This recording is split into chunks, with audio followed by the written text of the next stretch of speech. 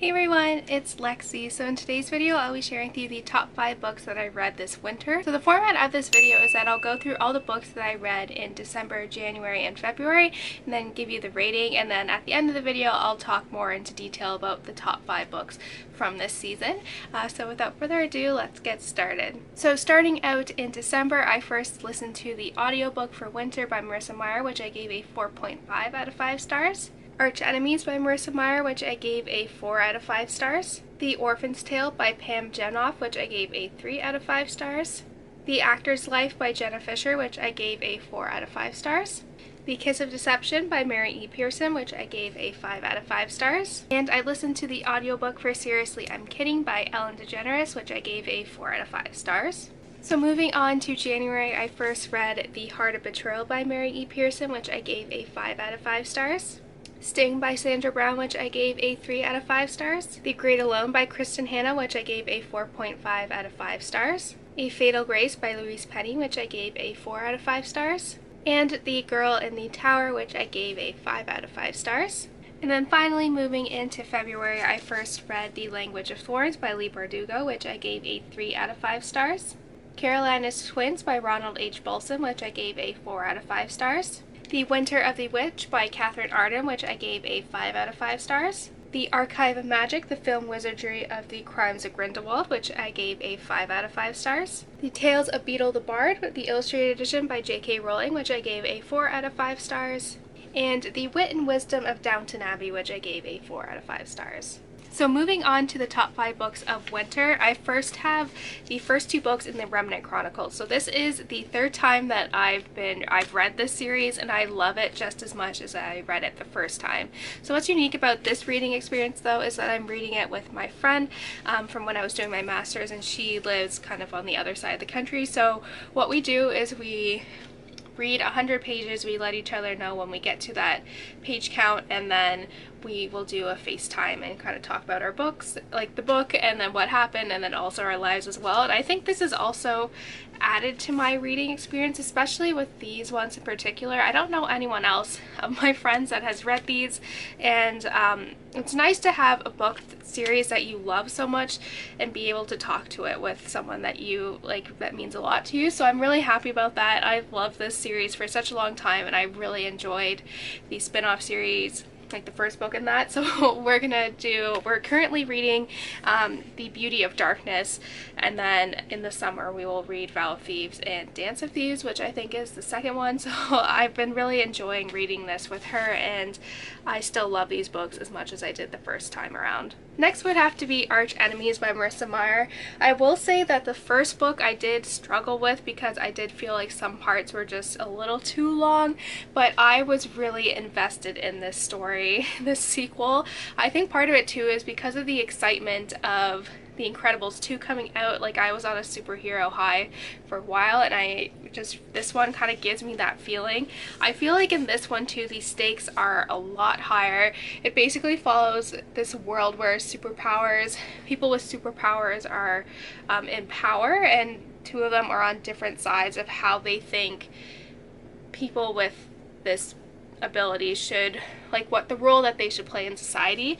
And so this one ended on such a cliffhanger, so I'm very interested to see where I don't know if this is a trilogy or series, but I'm very interested to see where the next one takes us. It was just like so much happened within the last like 30 pages where it's just like, oh my goodness. So I was really pleasantly surprised by this one, and yeah, I just really like it, and I just can't wait to see what happens in the next one. Next, I have A Fatal Grace by Louise, and this is the second book in the Inspector Gamache series, and I read Still Life a little bit over like a year and a bit, like maybe 2 years ago.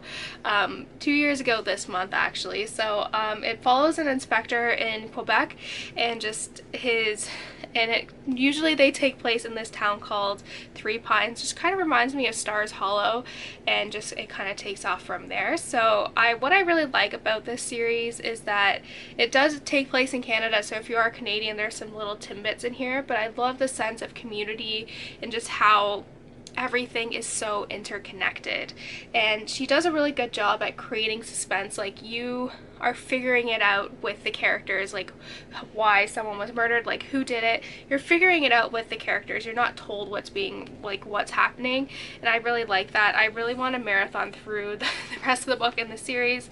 Yeah, it just made me really fall in love with this world again, and I really want to live in Three Pines. Like, I think like it just looks so fun, and it's just a cute little town the way I see it in my mind. So yeah, I just love being back in this world, and it's kind of sparked my love for crime novels. So next I have The Great Alone by Kristen Hanna, and I finally picked this book up. It was so expensive on Amazon when it came out that I held off on it until the price dropped a little bit, but this is Kristen Hanna's newest novel, and it follows this girl who grows up in a very dysfunctional family during the 1970s. So her father was a prisoner of war during Vietnam, and when he came back he wasn't the same person that she knew, and he's suffering a lot from PTSD, and there's some other stuff going on there as well. But they end up moving to Alaska, and thinking that will change everything, but being isolated in this cabin where it's dark outside basically all day kind of amps up everything. And so Lenny is very much forced to confront the abusive domestic violence relationship that her parents have, and how that spirals out of control. So I think this one was just an atmospheric read in particular. Like, I could see myself in this Alaskan town, in this cabin, and what Kristen Hanna does a really good job is creating that fear. I felt that fear that Lenny had being in the same room as her father, and I think she did a really good job at that as well, and just getting those emotions through the pages, I think, was just really good. There's some parts of here that I felt like were a little Lifetime movie-esque and didn't really add much to the plot, but I still really enjoyed this book, and I'm very happy that I picked it up finally, because I was holding out on it for so long. And finally, I have these two books here that I finished out in the series, and it is The Girl in the Tower and The Winter of the Witch by Catherine Arden. And I read The Bear and the Nightingale, I want to say back in November, and I liked it. Like, it was good. It took me a while to get into it, but I was so invested in this story after, like, reading The Girl in the Tower. Like, I was just like, oh my goodness, like, it was so good. I haven't been this invested in a series in a really long time, and the price for the third one when it came out earlier in January was a little expensive, so I picked it up from the library because I'm like, I just need to know how it ends. But I flew through these books. I really loved them. I did a spoiler-free series review of this, so you can go and check it out where I go into more detail of it, but it's just a really unique book series, and it follows Russian folklore and all of that stuff, and it's just so good. Like, if you're struggling with The Bear and the Nightingale, I struggled with the first 150 pages, but then the plot really picks up, and then it just takes off from there, and these two are so fast-paced. I just love this series. It's become one of my favorite series of all time, and yeah, it's just so good. So that's it, guys. Thank you guys so much for watching. Let me know in the comments below what some of your favorite books you've read this season were, and all of that fun stuff. So yeah, thank you guys so much for watching. Don't forget to give this video a thumbs up, and I will see you guys next time. Bye, guys.